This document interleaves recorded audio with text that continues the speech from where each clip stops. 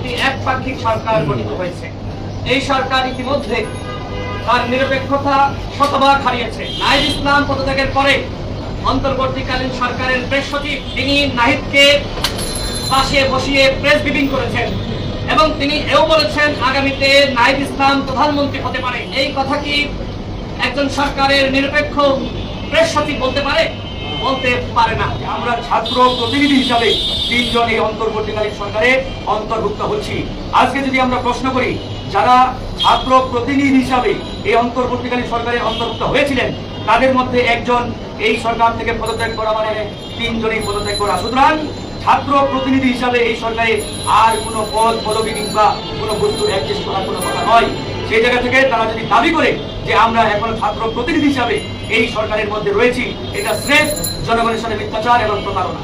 আজকে এইভাবে সরকার তার নিরপেক্ষতার জায়গায় প্রশ্নবিদ্ধ। প্রয়োজনে নতুন নিরপেক্ষ সরকার গঠন করতে হবে।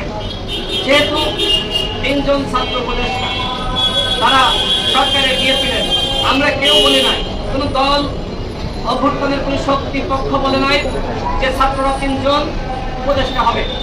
সুতরাং আমরা সরকারের নিরপেক্ষতা নিশ্চিতে বাকি যে 2 জন ছাত্র উপদেষ্টা অর্থাৎ জনাব আসিফ মাহমুদ এবং মাহফুজ আলম তাদের অনতিবিলম্বে পদত্যাগ দাবি করছি। অত্যন্ত পরিতাপের বিষয়, এখন পর্যন্ত আমরা দেখতে পাচ্ছি এই সমন্বয়ক পদবি ব্যবহার করে সরকারের বিভিন্ন দপ্তর, বিভিন্ন অফিস, বিভিন্ন সেক্টরে তারা তাদের আধিপত্য বিস্তার করছে, লবিং তদবির করছে এবং বিভিন্ন জায়গায় বাই ফোর্স অর্থাৎ তারা জোরপূর্বক বাধ্য করে তাদের লোকজনকে তারা নিয়োগ দিয়ে মোটা অঙ্কের টাকা হাতিয়ে নিচ্ছে। আপনি ইতিমধ্যে দেখেছেন ঢাকা ওয়াসার আউটসোর্সিং নিয়োগ নিয়ে গণমাধ্যমে সংবাদ প্রকাশিত হয়েছে। এটা স্থায়ী নিয়োগের একটি প্রাথমিক ধাপ।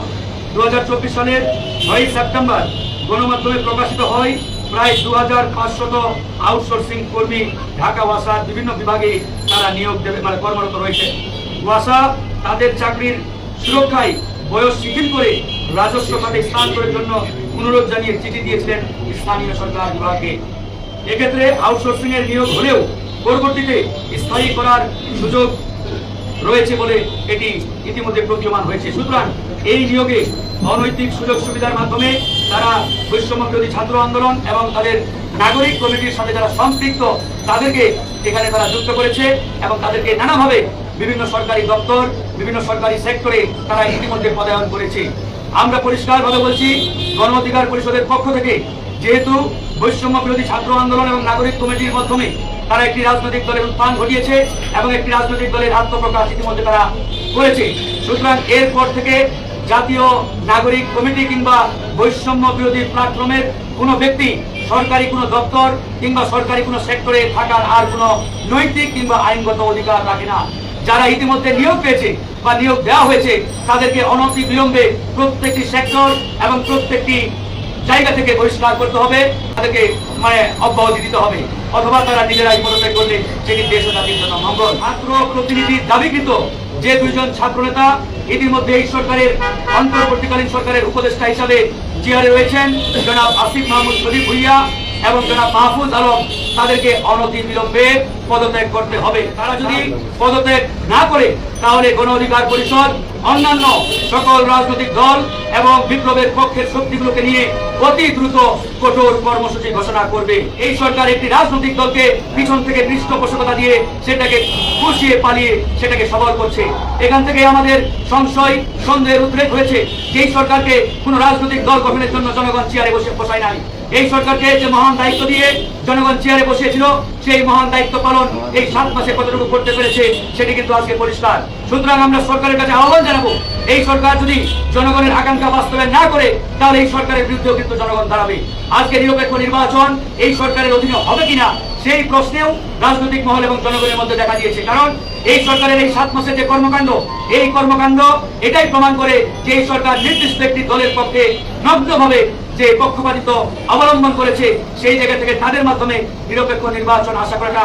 কিন্তু প্রশ্ন হচ্ছে ডক্টর মোহাম্মদ ইউনূসের চতুর্দিকে যারা রয়েছেন এরা এক একটা আওয়ামী এজেন্ডাধারী, আওয়ামী দালাল এবং এরা নানাভাবে আওয়ামী লীগের কাছ থেকে সুযোগ সুবিধা নিয়ে এই সরকারের যে ছাত্র উপদেষ্টারা ইতিমধ্যে রাজনৈতিক দল গঠন করেছেন, তাদেরকে নানাভাবে তারা পৃষ্ঠপোষকতা করছেন।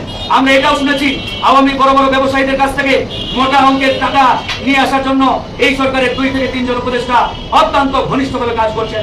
সেই 2 থেকে 3 জন উপদেষ্টা কারা, তারা আপনারা ইতিমধ্যে জানেন, সেটা সোশ্যাল মিডিয়া এবং গণমাধ্যমে অনেকবার নামগুলো উঠে আসছে। এই সরকারের চেয়ারে বসে 2000 ছাত্র জনতা রক্ত সোনার যে চেয়ার, যে উপদেষ্টা পরিষদ, এই উপদেষ্টা পরিষদের চেয়ারে বসে আওয়ামী ব্যবসায়ীদের কাছ থেকে শত কোটি টাকা এনে সরকারি পৃষ্ঠপোষকতায় দল গঠনের পিছনে সেটাকে বিনিয়োগ করবে, ঢালবে, এটা দেশের জনগণ মেনে নেবে না। গণহত্যা বিচারের আগে ইলেকশন নয়, এটি মূলত ইলেকশন পেছানোর জন্যই যারা সরকারের থিম ভোগ করছে, সুবিধা ভোগ করছে, যারা হেলিকপ্টারে, পুলিশের হেলিকপ্টারে চড়ে মাগুরায় যাচ্ছে, সুযোগ সুবিধা পাচ্ছে, তারা তার বাহানা শুরু করছে। জাতিসংঘের মহাসচিব বাংলাদেশে এসেছিলেন, আপনারা দেখেছেন যে এনসিপি এবং তাদের যে ঘনিষ্ঠ ছাত্র সংগঠন, তাদের নেতারা বৈঠক করেছে, তাদের সাথে সরকার বসিয়ে দিয়েছে।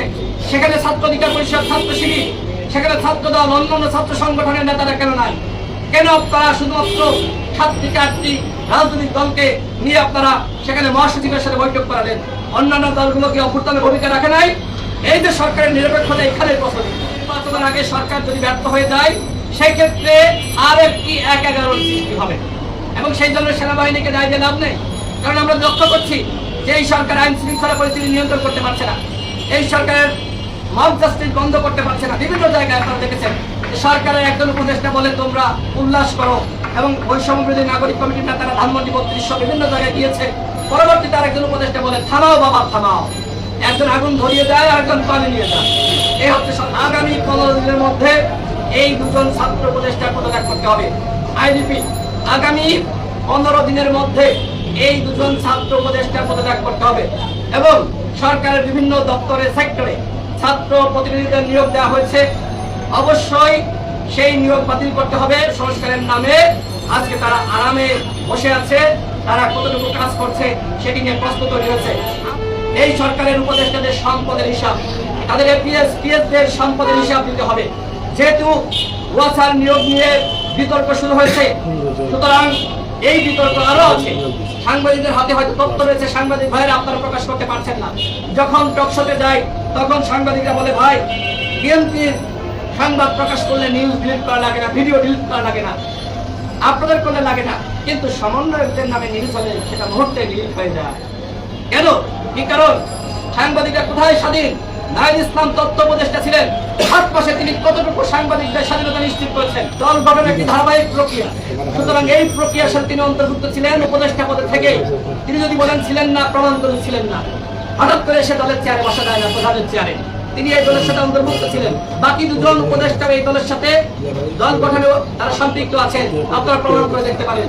এই দল গঠনের যে রূপরেখা সেটি কিন্তু ওই মন্ত্রীপাড়ায় ফায়ার রোডে ওইখানে হয়েছে, অন্য কোনো কার্যালয়ে হয়নি।